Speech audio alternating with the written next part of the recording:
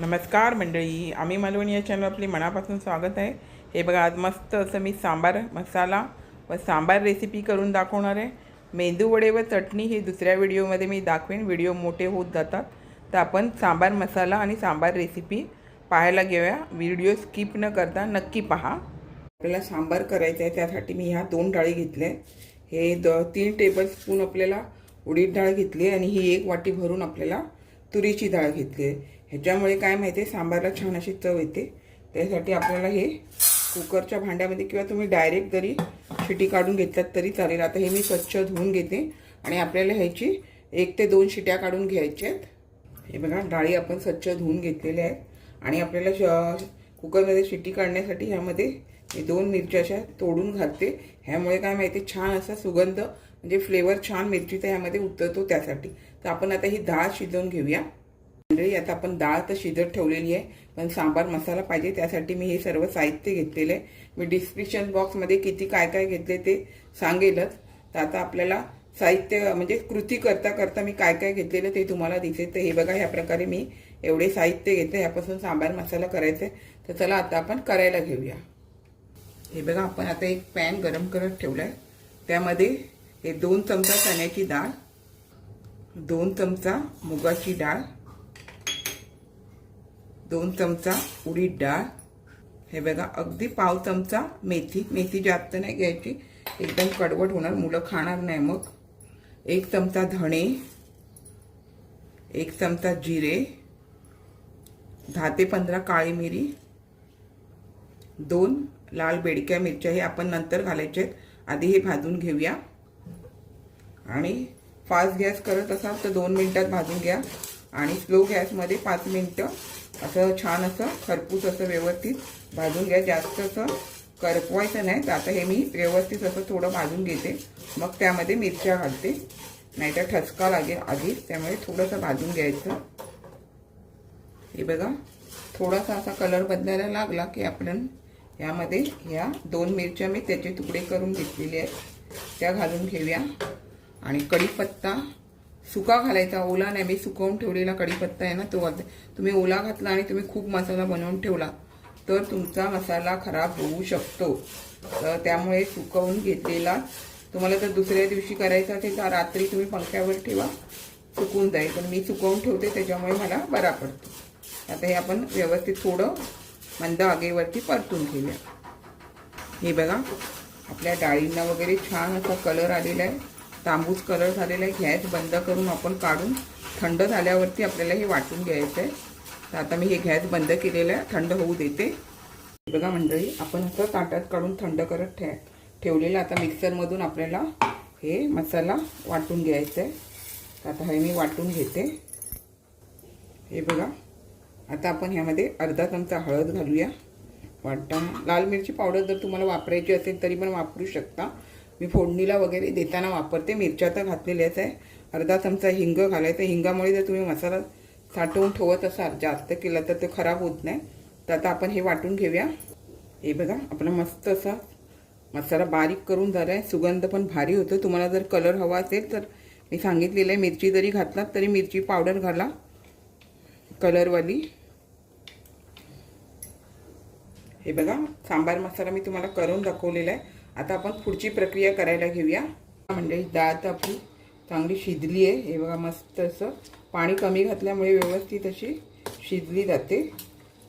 जरा पण बघा, पाणी व्यवस्थित प्रमाणामध्ये पाणी घातलेलं आहे, त्यामुळे छान शिजली गेली। आणि आता आपल्याला काय करायचं आहे, पुढची प्रक्रिया करायची आहे। त्यासाठी बघा, मी भोपळा वगैरे घेतला आहे, वांगं घेतलं आहे, शेंगा घेतलं आहे। जर हे भोपळा, वांगं, शेंगा वगैरे काहीच नसलं तर बटाटी जरी वापरून जरी तुम्ही केलात ना तरी सांबार मसाला वापरून सांबार छानच होतं। तर आपण आता चला सांबार करायला घेऊया। आता हे बघा, आपण ह्यामध्ये 1 पळी तेल घातलंय, तसं 1 चमचा जिरं घालून घेऊया। जिरं छान तडतडू देऊया। जिरं जसं तडतडलं तसं आपल्याला ह्यामध्ये जिरं घालून घेऊया, जिरं पण भाजू देऊया। आता जिरं मोहरी छान भाजलं तसं 7-8 लसणीच्या पाकळ्या, थोडासा आल्याचा तुकडा घालून घेतला। आल्यामुळे कसं छान अशी चव येते, त्यामुळे थोडासा आल्याचा तुकडा तुम्ही वापरा। हे बघा, लसूण चांगली कलर देत आली तसं आपल्याला 1 कांदा उभा केलेला आहे तो घातलाय। आणि थोडासा आपला फास्ट गॅस करून कांदा आपल्याला नरम होऊ द्यायचा आहे। लाल नाही, नरम झाला तरी बस होतं. त्यामध्ये सांबारमध्ये कांदा मिळाला तर त्याला छान लागतं खायला. त्यामुळे कांदा आपण नरम होऊ देऊया. आता आपल्याला ह्यामध्ये मी 3 मिरच्या घेतलेल्या आहेत, बेडक्या मिरच्या आहेत. आणि हा टोमॅटो घेतलेला आहे, एक मोठा टोमॅटो बारीक करून घेतलेला आहे. आपल्याला काय टोमॅटो जास्त विरघळू द्यायचा नाही. कांदा नरम झाल्यावरती आपल्याला हे घालून द्यायचं. थोडंसं असा टोमॅटो नरम झाला तरी बस, जास्त असा नरम होऊ द्यायचा नाही, कारण भाज्या शिजताना टोमॅटो नरम होऊन जाणार आहे. आपली थोडासा असा नरम होऊ देते. टोमॅटो जसा नरम होते तसं आपल्याला यामध्ये थोडीशी कढीपत्ता घालून घ्यायची आहे. आणि हाताबरोबर हिंग, हळद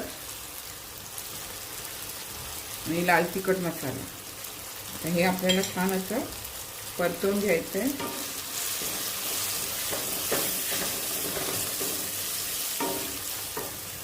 आता हे मसाले परतून घेतल्याच्या नंतर जो मी तयार केलेला मसाला आहे ना, तो हे बघा असा मोठाले 2 चमचे आणि थोडंसं अर्धा चमचा जायसारखा मी घालून घेते.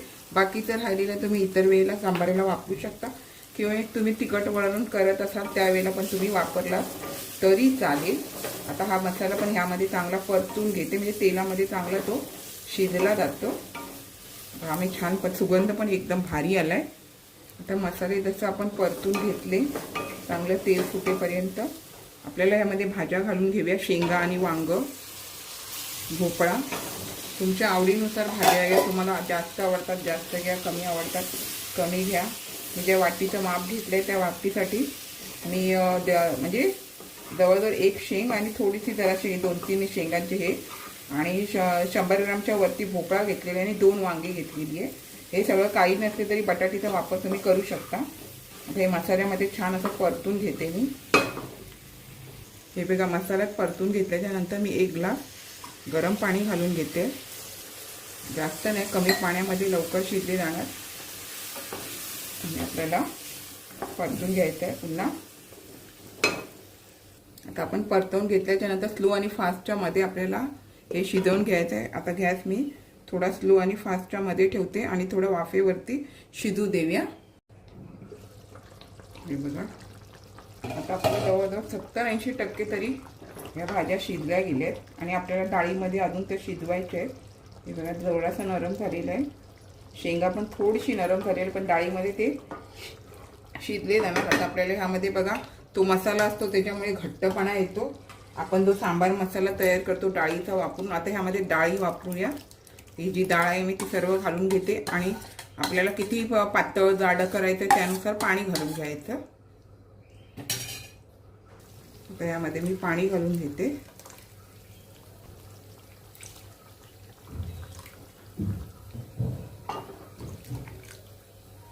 आता यामध्ये आपण पाणी वगैरे घालून घेतलंय.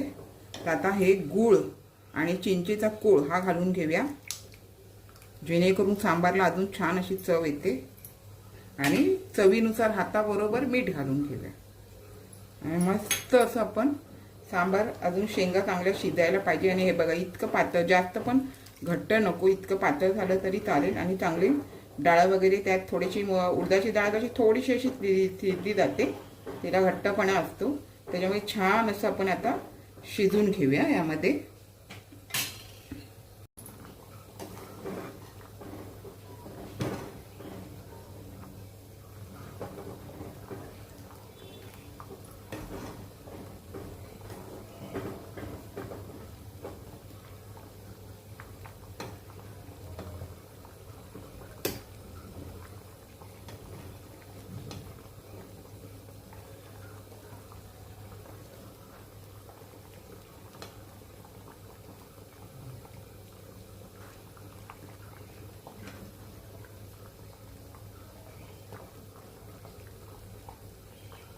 हे बघा मस्त असं आपण आता हे उकळी आलेली आहे, याच्यावरचा फेस असतो ना तो काढून घ्यायचा, जेणेकरून ॲसिडिटीचा त्रास वगैरे तो होत नाही. कारण आपण कुकरला शिटी काढून घेतलेली आहे ना.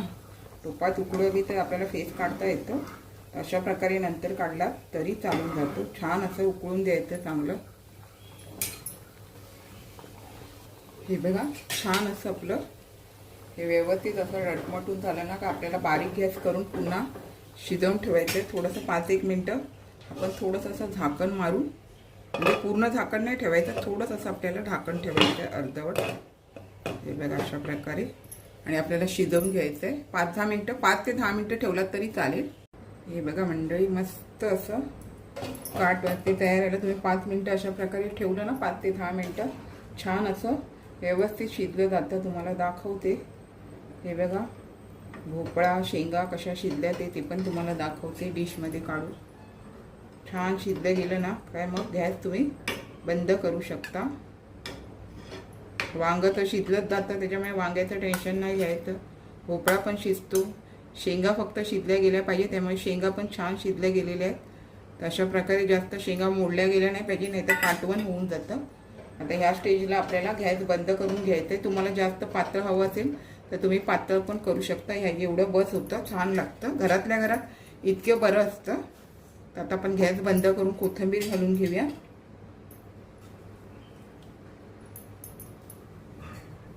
हे बघा मंडळी, मस्त असं मी आपण हे सांबार करून दाखवलेलं आहे. आपण पण नक्की करा, खूप छान झालेलं आहे. हे बघा मंडळी, मेंदू वडा, इडली सांबार ह्या प्रकारचं मी तुम्हाला सांबार करून दाखवलेलं आहे. अशाच नवनवीन रेसिपी किंवा इतर व्हिडिओसहित मी आपणास कायम भेटतच असते. आपण माझ्या चॅनलला लाईक, शेअर, सबस्क्राईब, हाईप करायला विसरू नका. चला तर आता इथेच थांबते. मस्त खा आणि स्वस्थ राहा. आपण माझे व्हिडिओ पूर्ण पाहता त्याबद्दल मनापासून खूप खूप धन्यवाद.